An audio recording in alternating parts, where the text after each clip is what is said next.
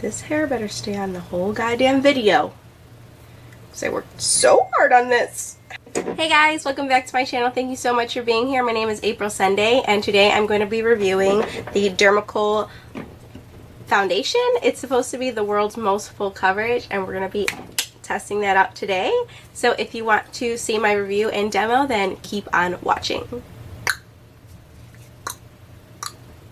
So today I'm going to be reviewing the Dermacol foundation. This is supposed to be the world's most full coverage foundation, and we will test it out today. I'm going to do half of my face with it and the other half I'm going to do without, so you guys can see like how much it actually covers. This is supposed to be the world's most full coverage foundation. I've seen it on all over Facebook, all over Instagram, like literally everywhere, and I was like, I need it, and I've seen reviews on it, so I was like, oh, I have to have it. And I got two shades. I got shade 223 and 224. On Amazon, the shade range was really weird. I thought they were more like paler shades, but then when I got them in the mail, these are actually pretty dark. So those shade ranges are super deceiving, so don't fall for that. But yeah, this one's like, this is 224 or 223, and this is what it looks like. Like, this is what I'm going to use today, but I still think it's going to be darker, like dark on me, but whatever, I'm going to do it anyway. And then this one's 224, and girl, this I need like, this is just nope. I don't know if you can see it, but this is like hella dark, and if this oxidizes, I'm going to look like an Oompa Loompa with that on, so not going to be using that one. So I'm going to apply this with a beauty sponge just because that's what I always use to apply foundation. I feel like it applies the best.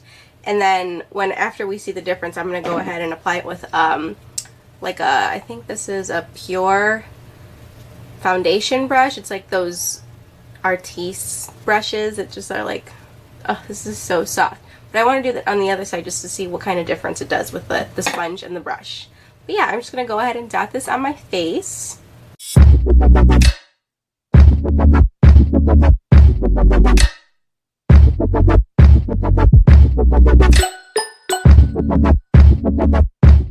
So off the bat, this is like a really, really thick foundation, and I do love a full coverage foundation, but when they're super thick like that, they usually don't work on me because they'll go into my smile lines, and those are the worst because all day I'll look in the mirror just to make sure my smile lines are okay. But with thick foundations like that, they'll go in and they'll just look disgusting, and I absolutely hate that. So I'm just going to try to avoid that, and I'm just going to use this Real Techniques body sponge, and I'm going to blend the rest of it in.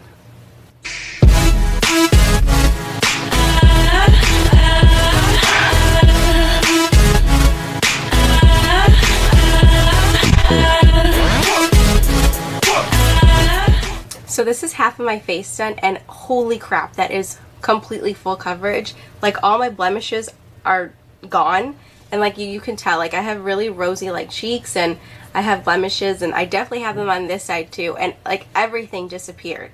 But yeah, I actually really do like it, and I think it matched my skin pretty well. I don't think it was too dark, which is weird for me because I think these were like, this one was like the third to last shade, I think, or maybe fourth to last shade, and they had like a whole bunch of lighter shades, so that is a downfall if you wanted to test this out in your darker skin complexion. But yeah, it is definitely full coverage, and I already see that it's kind of like going, like seeping into my smile lines, and that is what I hate in a foundation, when it seeps into all your wrinkles.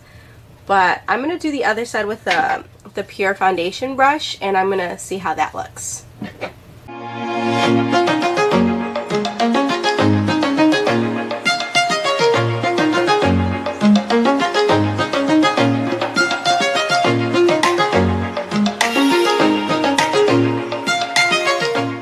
Okay, so this is what it looks like with the brush, and I actually like it more than the Beauty Blender. I don't know if it's because if it was thick that the Beauty Blender, because this really soaked up a lot of the product. Like, you see dots on them. I don't know if you can see it, but there's definitely a lot of dots on here. And I feel like it soaked up a lot of the product, where this, it just like blended it out so well, and I feel like this side looks more, like it looks cleaner than this side.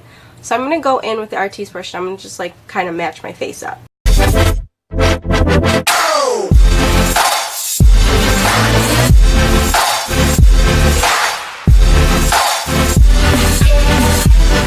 Alright, so this is my other half of my face back in with a pure brush, and I feel like it blended out better than this body sponge because there were some spots that I felt like were taken off by the sponge, and so I just went back in and I like smoothed it over, and it's so much faster to use this in a body sponge, even though this is huge, because it just like, you just have to swipe it and it like blends in really well.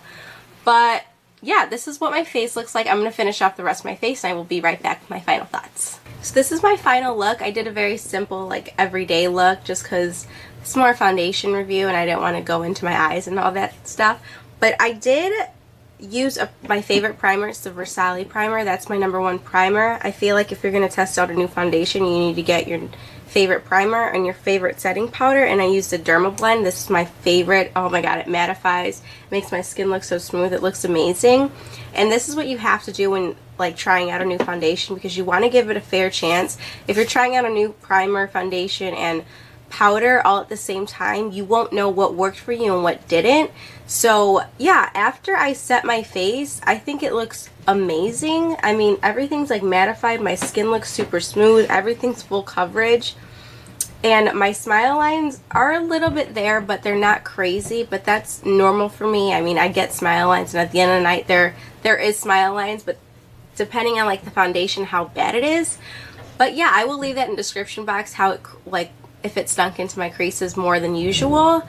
But yeah, I really love this, and I was skeptical because of how like full coverage it was, but no, I think it looks beautiful on the skin. And yeah, and another trick you can do if you have like a favorite foundation that isn't full coverage and you want it to be more full coverage, get this in your shade and then add a little bit to your favorite foundation to make it more full coverage. And that's like another trick you could do, especially because it's only like 12 or less, depending on where you are, but this is only $12 for me, and I think that's really good, especially if I want to mix it in with one of my favorite foundations just to like make it more full coverage.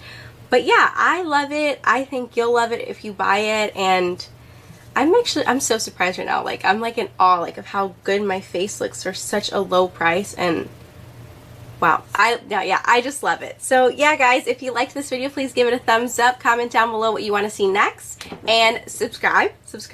Did you hear me? For the people in the back, subscribe. Alright guys, we'll see you in my next video. Bye. Why are you falling? Are you done filming? Are you done for the day? You don't want to be here anymore? No? Okay. And today I'm going to be reviewing the new, what? They're not new. So today I'm going to be testing out the new Dermacol, they're not new. Why do I keep saying new? Pale to me, and I was like, ugh, I should get like one of the darker shades. No, what? There was lipstick on my teeth that whole time.